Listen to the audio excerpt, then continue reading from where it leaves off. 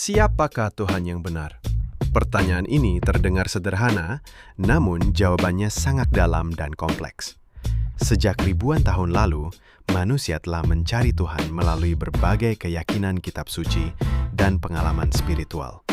Dari Timur Tengah hingga Asia, dari Afrika hingga Amerika, setiap budaya punya gambaran sendiri tentang siapa Tuhan itu.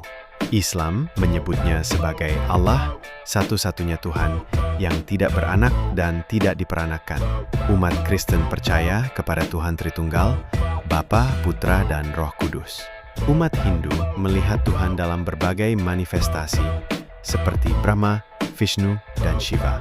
Sementara Buddha lebih menekankan pada pencapaian pencerahan daripada menyembah Tuhan personal. Semua kepercayaan besar di dunia mengajarkan nilai yang sama, kasih, keadilan, pengampunan, dan kebenaran. Jadi bagaimana kita menentukan siapa Tuhan yang benar? Ini bukan tentang agama mana yang paling banyak pengikutnya atau yang paling tua, tapi tentang pencarian pribadi akan kebenaran. Manusia diberi akal dan hati nurani. Kita punya kemampuan untuk berpikir, merasakan, dan menimbang. Maka mengenal Tuhan bukan cuma soal ikut-ikutan, tapi perjalanan batin yang harus dijalani dengan jujur dan rendah hati. Tuhan yang benar bukanlah yang menciptakan perpecahan, tapi yang menuntun pada perdamaian. Bukan yang memaksa, tapi yang memberi kebebasan memilih.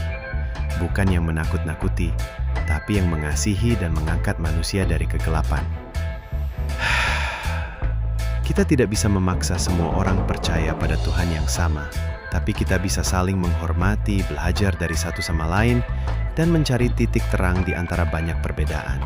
Karena mungkin pertanyaan siapa Tuhan yang benar justru membawa kita pada pemahaman bahwa kebenaran itu lebih besar dari batas pemahaman manusia. Dan ketika kita terus mencari, belajar, dan membuka hati, mungkin di sanalah kita akan menemukannya.